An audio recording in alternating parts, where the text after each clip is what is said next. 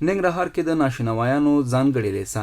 هغه لیسه چې د مسؤلینو په خبرې تازه پکې د نابینایانو لپاره هم ځانګړې څانګه پرانیستل شوې او اوس مهال د ناشنوایانو سربیره نابینایان هم دغلته د دیني او عصري علومو پر زده کړو بوخت دي. په دغه لیسه کې په تدریس بوخت استادان وایي د تدریس چاره یو څه ستونزمنه ده، خو خوښ دي چې ټولنه کې د نورو خلکو سره یوځای د هیواد راتلونکي نسل روزلو برخه کې خپله ونډه اخلي. د دوی په خبره عام خلک او مرستندویه ادارې باید لکه څرنګه چې له نورو ښوونیزو ادارو سره مرسته کوي باید دوی هم هیر نه کړي. دوو تنو ښوونکو هر یو عمران صابري او احسان الله په دې اړه وویل لکه سره کوم چې دا نور مکاتب چې دي لکه دا کوم چې خبرې کولی شي او د عام مکتبونه دي دوی دپاره هر یو دپاره خپل خپل ځای شته وي هغو سره کومک کیږي کتابچه قلم ورته ورکول کیږي مثال ځای ورته ورکول شوی دی خو زموږ مکتب دپاره چې دی یا زموږ د دې ناشنوایانو د لیسې دپاره چې په ټول تقریبا ولایت کې یوه لیسه ده دوی دپاره حد اقل هغه خپل شخصي ځای په ښار کې نشته.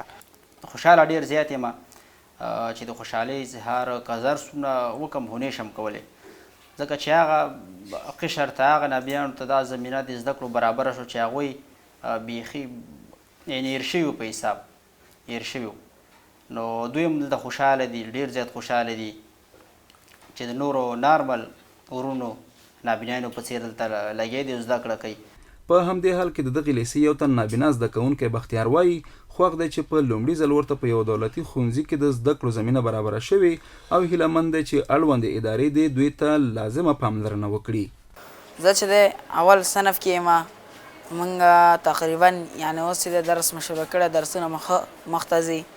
زه د ټولو استادانو نه مننه کوم لومړی خو بیا د مدیر صاحب نه مننه کوم چې دلته زموږ د اول لومړی ځل ده چې دلته زموږ ښوونځی شروع شوی دی یعنې موږ دلته زده کړې کوو. د دغې لیسې امیر انجینیر سمیع الله مفتون وایي د تدریس چارې منظمې روانې دي خو د زده کوونکو ترانسپورت او همدارنګه د لیسې لپاره د ځای نشتون خپلې ستونزې یادوي او د حل په برخه کې د همکارۍ غوښتنه کوي. هغه څه چې د ننګرهار د تخنیکي او مسلکي زده کړو امیر انجینیر فضل باري نصرت یې په اړه د شویو اقداماتو خبره کوي. عمده مشکل زموږ چې اوس دغه ناشنوایانو نابینایان او موږ ټول لاس ګیروان یو دغوی یو مشخص ځای نه لري د ناشنایانو نابینایانو لپاره نو غوښتنه هم دا ده چې دوی دپاره یو ځانګړی ځای باید موجود وي مکتب پکې جوړ شي چون په دې ټول ننګرهار کې هم دغه یوه لیسه لرو او د دغه ستونزو په رابطه باندې مونږ مسؤلینو سره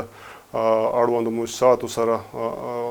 هر وخت مجلسونه هم کړي دغه ستونزې ورسره شریک کړي دي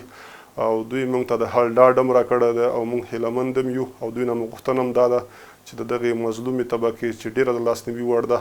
باید لاسنیوی وشي. باید یاده شي چې اوس مهال د جلال آباد ښار د ناشنوایانو په مسلکي لیسه کې 300 زده کوونکي په زده کړو بوخت دي چې له ډلې یې 30 تنه نابینایان او 280 تنه نور یې ناشنوایان دي. ټینګار دی چې ولسوالیو کې هم په لسګونه نابینایان او ناشنوایان شته او باید هغوی ته هم د زده کړو زمینه برابره شي.